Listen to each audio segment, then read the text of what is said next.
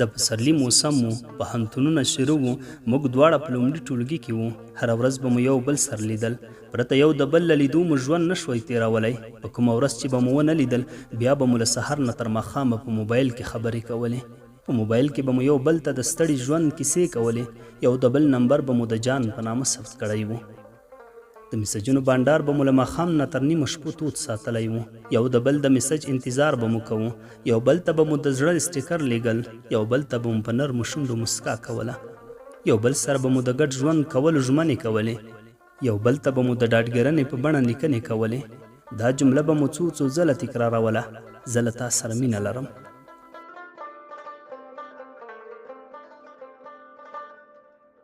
کله چې به یو انلاین نه و، شپه به هیڅ نه تېرېده.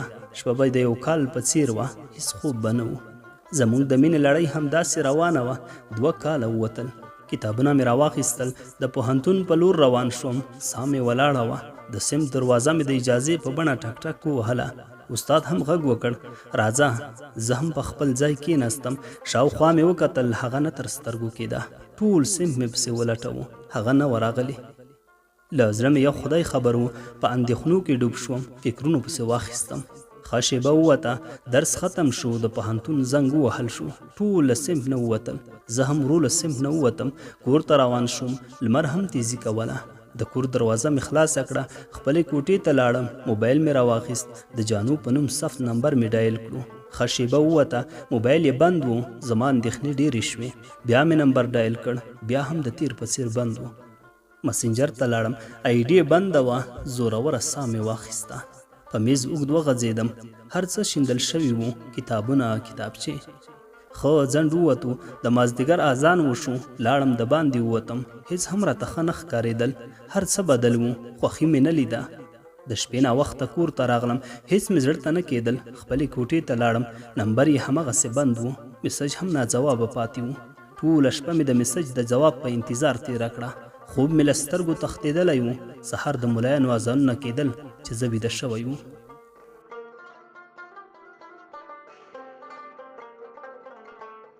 د مور غږ مې واورېدو: زویه پورته شه، د پوهنتون د ناوخته کېږي، د سهار چای تیار دی. پورته شوم. مخ ته مې یوه لپه اوبه واچولې. لمر هم په دیوالونو پروت و. د سهار چای تیار و، خو زما زړه ته نه کېدو. یوازې د هغې په فکر کې وم او غوښتل مې چې زر پوهنتون ته لاړ شم. کتابونه مې په بکس کې کېښودل. د کوټې ور مې خلاص کړ. بوټان مې په پښو کړل. د کور له دروازې ووتم. ټوله لاره سوچونو په مخ کړی وم. ویل مې کله به پوهنتون ته رسېږم. 15 دقیقې مزل مې وکړ. ساه مې په ستوني کې ولاړه وه. د پوهنتون دروازه مې خلاصه کړه. پرته د استاد له اجازې ټولګي ته داخل شوم. د استاد سترګې راوختې. په غوسه شو. راته ویل: بې ادبه، تر اوسه د داخلېدو قوانین نه دي زده کړي. ووځه له ټولګي څخه. په ټولګي کې ناستو شاګردانو په خندا شول. ټولو خندل او زه له ټولګي نه بهر شوم.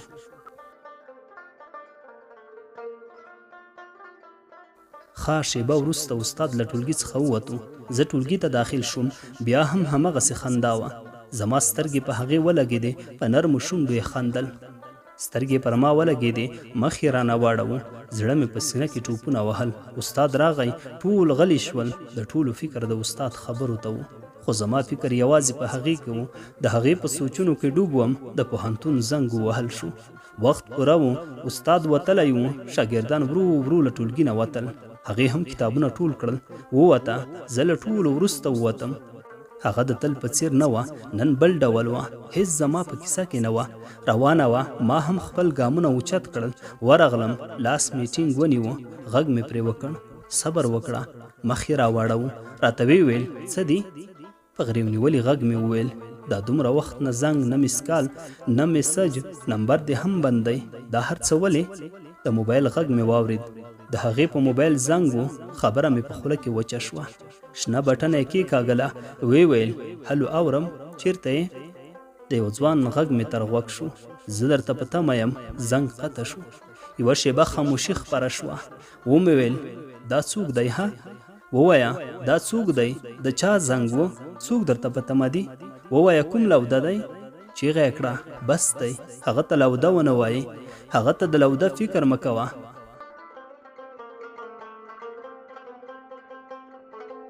له سترګو نه مې اوښکې روانې شوې. ساره پکې ورکه شوه، زړه مې ټکان وخوړ. په ژړغوني غږ مې وویل ولې څه وشول؟ هغه زموږ مینه څه شوه؟ هغه زموږ د ګډ ژوند کولو وعدې څه شوې؟ هغه زموږ لیونتوب، هغه زموږ خبرې، هغه زموږ میسجونه څه شول؟ آیا دا هر څه یوه لوبه وه؟ آیا دا هر څه یوه ټوکه وه؟ په خندا یې وویل هې لیونیه، کومه مینه؟ کومې ژمنې؟ کوم ګډ ژوند؟ هغه د فلمونو په شان تمثیلي مینه؟ هغه د فلمونو په شان تمثیلي ژمنې؟ هغه د فلمونو په شان تمثیلي ګډ ژوند؟ نه، دا هر څه د یوې بې خونده ټوکې په شان و. یوه ټوکه وه، یو د مینې د دروغو داستان. لیونیه، تا خو په رښتیا مینه کوله، تا خو په رښتیا ځان لیونی کړی. د پیسخند په بڼه یې شونډې وخوځېدې او ویې ویل زه ځم، د خدای په امان. روانه شوه. زما هم ګریوان په اوښکو لمد و. په ځان نه پوهېدم، سر مې وګرځېدو، په ځمکه راولوېدم. خپل لاس مې د هغې په طرف اوږد کړ. په خوله کې مې تورې راجمع کړل. په لوړ غږ مې وویل نه، ما مه پرېږده، زه بې له تا ژوند نشم کولی. بېرته راوګرځه، هیله کوم.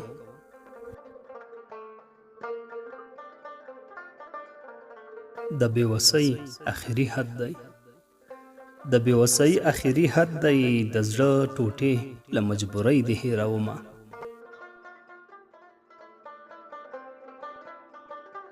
لالیه سخت راته یادېږي، لالیه سخت راته یادېږي، نه مې هېرېږي، نه مې زړه صبر کوي نه. مینه دې کړه فکر دې نه کړو، مینه دې کړه فکر دې نه کړو، بېلتون دې نه لیدو چې غرونه ړنګوي نه. رنځوره یاره رب دې جوړ کړه، رنځوره یاره رب دې جوړ کړه، رنځ دی پر تا غمو دې زه لیونی کړمه.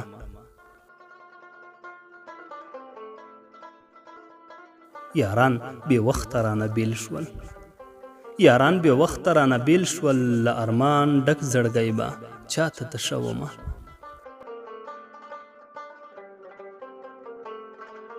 لالیه راشه سا مې خیږي، لالیه راشه سا مې خیږي، چې دا وروستی سلګی دی غیږ کې ووهمه.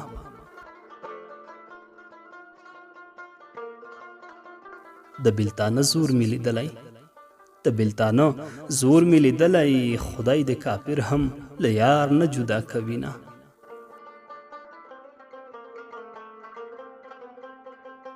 نن مې دیدن په مینه وکړه، نن مې دیدن په مینه وکړه، مرګی نږدې دی درنه مړ به شم مینه.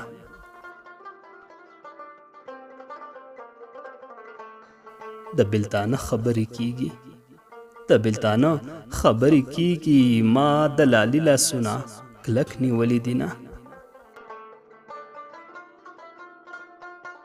د بېلتانه عذاب دې سخت دی، د بېلتانه عذاب دې سخت دی، بل سکروټې مې په زړه نیولي دي نه.